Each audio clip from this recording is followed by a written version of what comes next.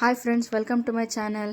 ನಾನು ಈಗ ತೋರಿಸ್ತಿರೋ ರೆಸಿಪಿ ಇನ್ಸ್ಟೆಂಟ್ ಆನಿಯನ್ ರೈಸ್, ಈರುಳ್ಳಿ ರೈಸು. ಅದು ಹೇಗೆ ಮಾಡೋದು ನೋಡ್ಕೊಂಬೋಣ ಬನ್ನಿ. ನಾನಿಲ್ಲಿ ಒಂದು ದೊಡ್ಡ ಸೈಜಿಂದ ಈರುಳ್ಳಿನ ಉದ್ದುದ್ದು ಕಟ್ ಮಾಡಿ ಇಟ್ಕೊಂಡಿದ್ದೀನಿ. ಆಮೇಲೆ ಕರಿಬೇವು, ಬೆಳ್ಳುಳ್ಳಿನ ಜಜ್ಜಿಟ್ಕೊಂಡಿದ್ದೀನಿ ನಾನು. ಆಮೇಲೆ ಒಣಮೆಣಸಿನ್ಕಾಯಿ, ಸಾಸಿವೆ, ಒಂಚೂರು ಕಡಲೆಬೀಜ ಮತ್ತು ಉದ್ದಿನಬೇಳೆ, ಕಡಲೆಬೇಳೆ. ನೆಕ್ಸ್ಟ್ ಅಂದರೆ ಖಾರದ ಪುಡಿ, ಧನಿಯಾ ಪುಡಿ, ಗರಂ ಮಸಾಲ, ಬಿರಿಯಾನಿ ಮಸಾಲ ಆಪ್ಷನಲ್ಲು. ನಿಮ್ಮ ಹತ್ರ ಇದ್ದರೆ ಹಾಕ್ಕೊಳ್ಳಿ, ಇಲ್ಲಾಂದರೆ ಬೇಡ, ಅದು ಆಪ್ಷನಲ್ಲು. ಸೊ ನೆಕ್ಸ್ಟ್ ಮಸಾಲಾಗೆ ಏನಂತಂದರೆ 1-3 ಲವಂಗ, ಚಕ್ಕೆ, ಮೆಣಸು, ಆಮೇಲೆ ಪಲಾವ್ ಎಲೆ, ಇದಿಷ್ಟು. ನಾನು ಇಬ್ಬರಿಗೆ ಆಗೋಷ್ಟು ತೋರಿಸ್ತಾ ಇದ್ದೀನಿ, ಅದಕ್ಕೆ ಸ್ವಲ್ಪ ಕ್ವಾಂಟಿಟಿ ತೊಗೊಂಡಿದ್ದೀನಿ.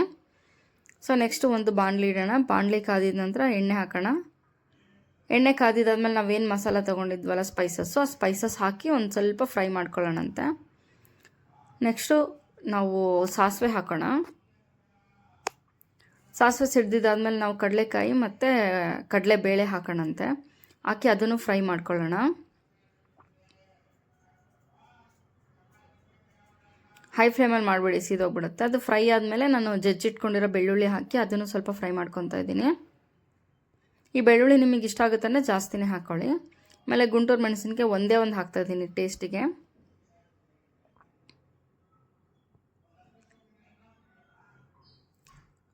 ನೆಕ್ಸ್ಟ್ ಏನು ಮಾಡೋಣ ಅಂತಂದರೆ, ನಾವು ಹೆಚ್ಚಿಟ್ಕೊಂಡಿರ್ತೀವಲ್ಲ ಈರುಳ್ಳಿ, ಆ ಈರುಳ್ಳಿ ಹಾಕೋಣ.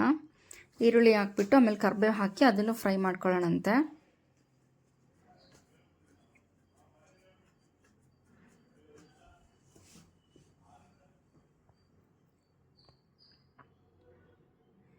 ನೆಕ್ಸ್ಟ್ ಏನು ಮಾಡ್ತೀನಿ ಅಂದರೆ, ನಾನು ಒಂದು ಸ್ವಲ್ಪ ಉಪ್ಪು ಹಾಕ್ತೀನಿ. ಆಮೇಲೆ ಈರುಳ್ಳಿ ಚೆನ್ನಾಗಿ ಫ್ರೈ ಆಗುತ್ತೆ ಅದಕ್ಕೆ. ನೆಕ್ಸ್ಟ್ ಏನು ಮಾಡ್ತೀನಿ, ನಾನೇನು ಮಸಾಲೆ ತೊಗೊಂಡಿದ್ನಲ್ಲ ಮಸಾಲ ಪೌಡರ್ಸು ಅದನ್ನೆಲ್ಲ ಹಾಕ್ತಾಯಿದ್ದೀನಿ. ಹಾಕ್ಬಿಟ್ಟು ಅದನ್ನು ನೀಟಾಗಿ ಮಿಕ್ಸ್ ಮಾಡ್ಕೊಳ್ಳೋಣಂತೆ.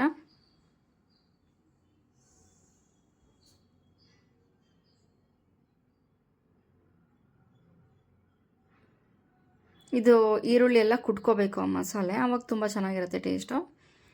ನೆಕ್ಸ್ಟ್ ಅದೆಲ್ಲಾದ್ಮೇಲೆ ಏನು ಮಾಡ್ತೀನಿ, ಅನ್ನ ಹಾಕ್ತೀನಿ.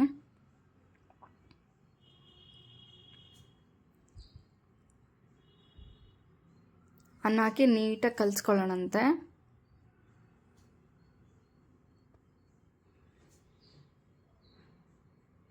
ಇದು ತುಂಬ ಬೇಗ ಆಗುತ್ತೆ. ಇನ್ ಕೇಸ್ ಏನಾರು ನೈಟ್ ಅನ್ನ ಜಾಸ್ತಿ ಉಳಿದಿತ್ತು ಅಂದರೆ ಕೂಡ ಅದನ್ನು ಕೂಡ ಹಾಕಿ ಮಾಡ್ಕೋಬೋದು, ಸಕ್ಕತ್ತಾಗಿರುತ್ತೆ.